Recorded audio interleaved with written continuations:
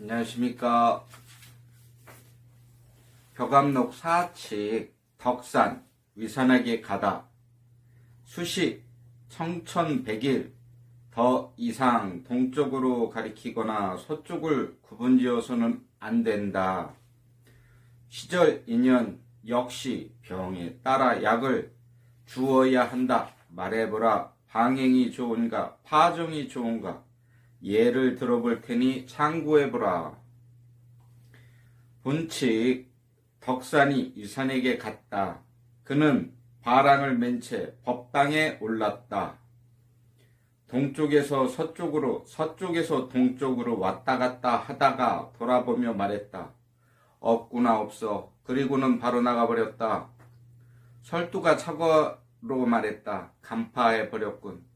덕산이 문 앞까지 나오다 말고 말했다. 서둘러서는 안 되겠지. 바로 위를 갖추고 다시 들어가 상견했다. 위산이 앉으려 하자 덕산은 좌구를 집어들고 말했다. 화상. 위산이 불자를 드리려고 하자 덕산은 바로 할 하고 소매자락을 털며 나가버렸다. 설두가 착오로 말했다. 간파해버렸군. 덕산은 법당을 뒤로하고 집신을 신고는 떠나버렸다. 위산이 밤에 수자에게 물었다. 아까 새로 온 자는 어디에 있는고? 수자가 대답했다.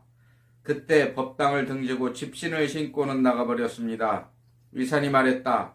이 젊은이는 앞으로 고봉정상에 초함을 짓고 부처를 꾸짖고 조사를 매도할 것이다. 설두가 차고하여 말하기를 설상가상이로고.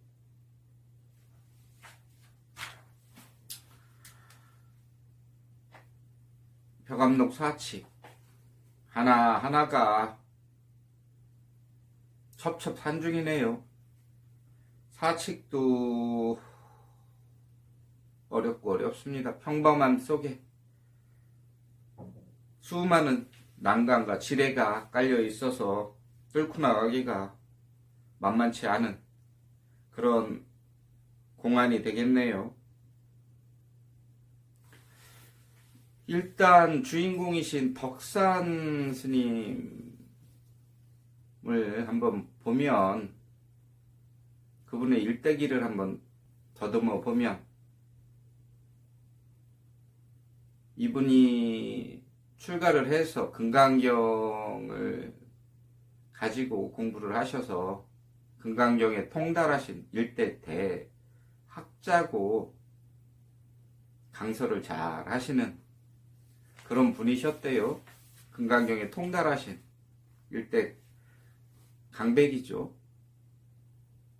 어느 날 남방에서 조주가 마음만 깨달으며 직진신 견성성불을 주장하니 어디 그런 회개망측한 논설을 펴느냐 해서 남방의 조주를 찾아가게 된 거죠. 거기서 중간에 노파를 만나셔서 노파의 과거신 불가득, 현재신 불가득, 미래신 불가득 어느 곳에 점을 찍을 것이냐 금강경에 통달하셨으면 답을 하셔라에 꽉 막혀서 거기서 남방이 아닌 용담 스님 회상에 들어가서 마음 공부를 해서 용담 스님이 저녁에 한참 일러주시는데 못 알아들으시고 밤이 깊어서 나가려고 하니 밖이 깜깜하니까 호롱불을 쥐어주고 용담스님이 호롱불을 끄는 찰나에 어두웠다 밝았다 어두운 이 도리를 깨치시고 거기서 금강경을 태우셨다는 얘기죠. 그렇게 해서 깨달음을 얻으시고 그 다음에 이제 위산 스님을 찾아가신 거죠. 일대 또 도인이시라는. 여기서 이제 일어나는 어떤 스토리라고 할까요? 해프닝을 적어 놓은 건데 애를 많이 먹게 만든 글귀에 쫓아가고 헷갈리게 만드는 정리가 안 돼. 이걸 가지고 본칙을 삼으셨네요. 마음자리는 수시에서 보면 청천백일 다 드러나서 동으로 가든 서로 가든 구분지어서는 안 되고 시절 인연 따라 병과 약을 주어야 하고 방행이 좋은가 파정이 좋은가 예를 들어본다고 하셨는데 방행 자유로운가 파정 규칙과 어떤 틀에 딱 얽매여져 있는 이런 상황 속에서 어떻게 할 것인가, 무엇이 옳고 그른가, 약은 어떻게 써야 되는가, 뭐 이런 공안이죠. 이거를 정리하기가 참 난해하고 어렵습니다.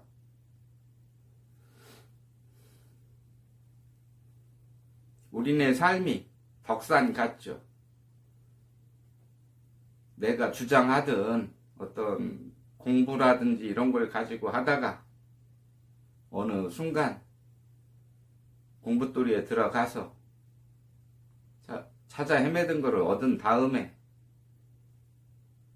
마음자리에 아무것도 없이 동서남북 어디를 둘러봐도 없구나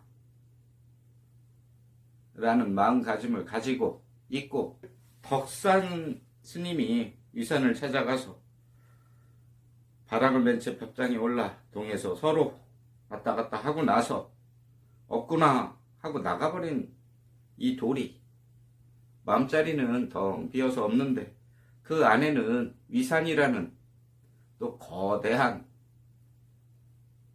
돌을 통달한 도인이 앉아서 덕산의 거동을 보고 있었죠.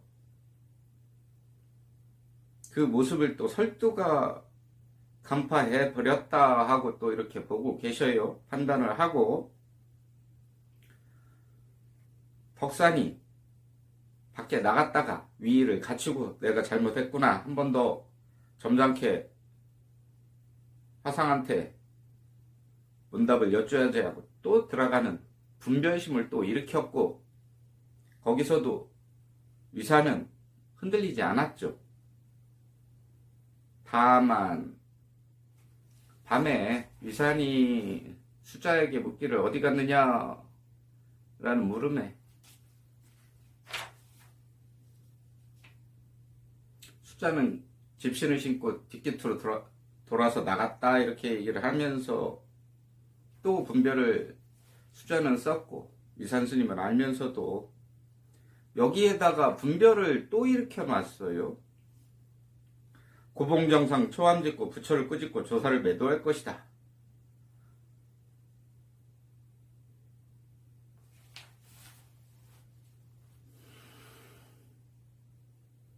덕산이 마음 공부를 하고 마음자리를 보면서 분별 없는 도리를 썼고, 마음자리에 있는 위산이라는 도인의 눈으로 세상을 판단을 하면서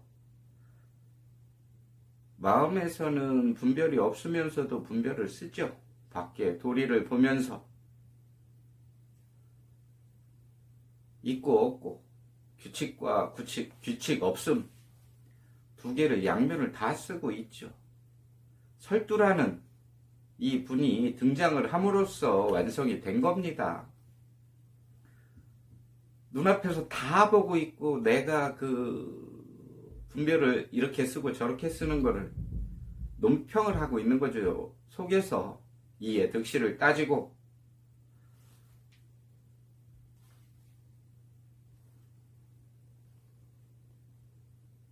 덕산이라는 수행자가 마음 공부를 하면서 마음자리에 들어와서 마음의 공함을 보고 마음 안에서 법의 눈으로 색을 보고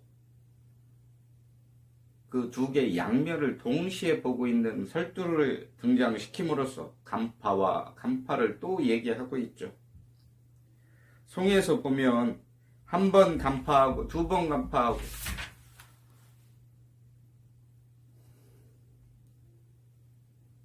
마음자리를 보는 거를 간파하고 마음자리에서 밖을 보는 거를 간파하고, 세 번째 설상, 가상 두 개 다 보는 도리를 간파를 했죠. 송에서 보면 한 번 간파, 두 번 간파하고 설상, 가상, 험준한 낭떠러지, 비기장군, 오랑캐 소굴에 들어갔지만 다시 살아나올 자 몇이나 될까? 공에 떨어지면 죽었고 공에서 밖에 쓰고 있으면서 마음자리에서 밖을 보면서도 자유롭게 쓰면서도 그 소나기에서 벗어나질 않았거든요.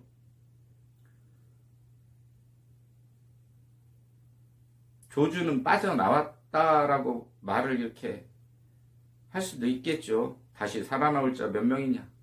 밖에 나와서 마음자리에 의지해서 삶을 살아도 마음자리에서 벗어나지 않았다. 급히 빠져나가도 방과하지 않았다. 방과는 붙들고 있다는 거래요. 손에서 놓치지 않았다.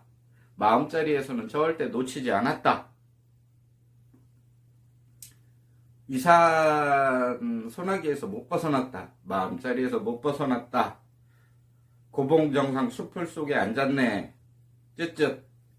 고봉정상 깨달음과 수풀, 망념된 생각과 중생심 두 개가 고봉정상에 기대서 중생 삶이 사라지고 있는 모습을 보여주고 있는 거죠. 쯧쯧 하고 설두가 논평을 했네요.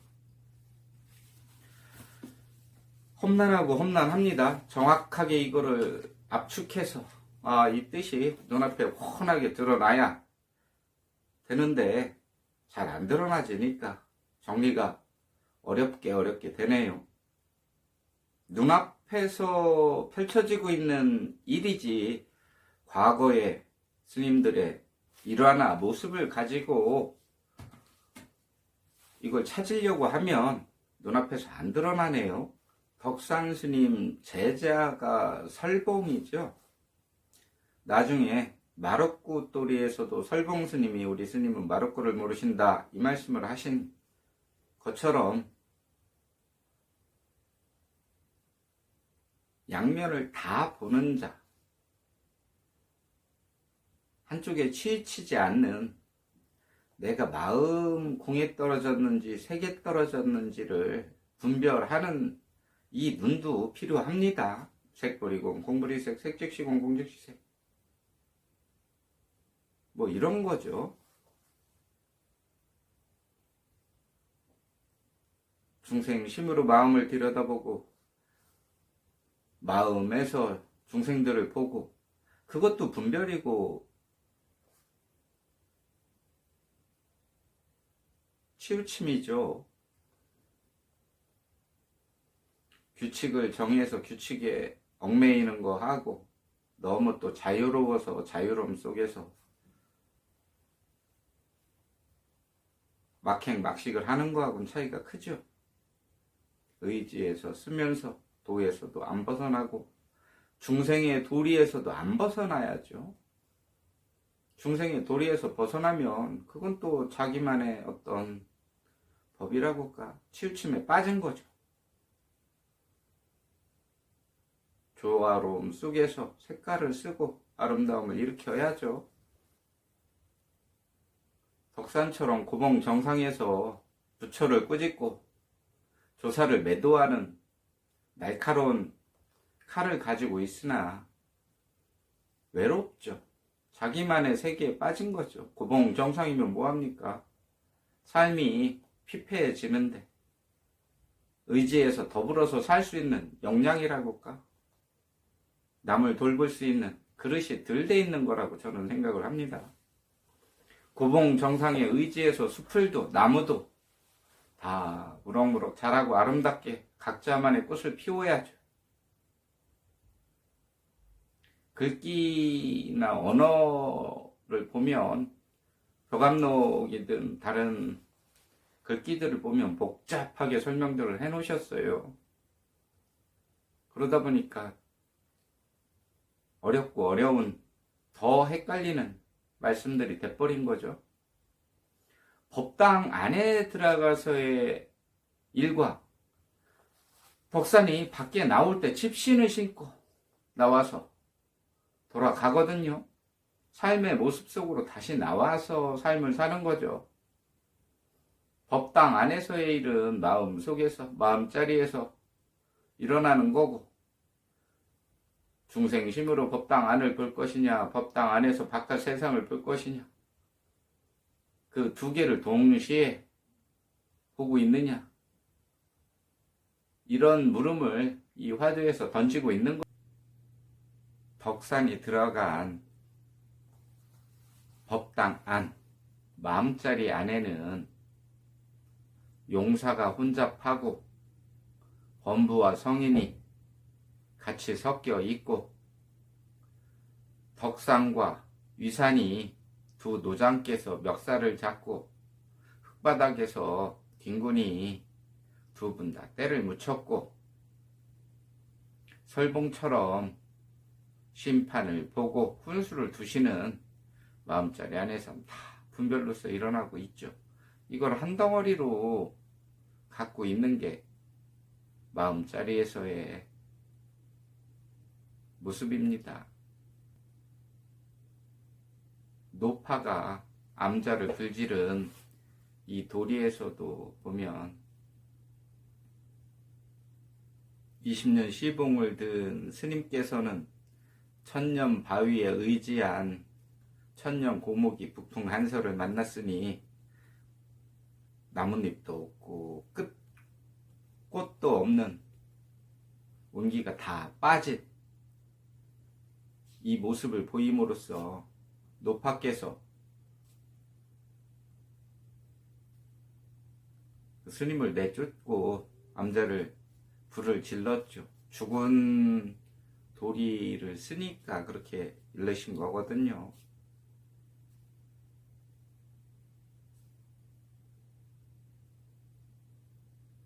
눈앞에 일어나는 이거를 보셔야죠. 눈앞에서 일어나고 있지. 먼 과거의 생각과 망연된 분별심은 항상 일어나고 있는 겁니다. 어떻게 하려고 하니까 힘이 들죠. 그걸 어떻게 하려고 하면 죽은 놈이죠. 죽은 자리가 되죠. 살아나와서 고봉 정상에 수풀과 어우러져서 삶을 살아야죠.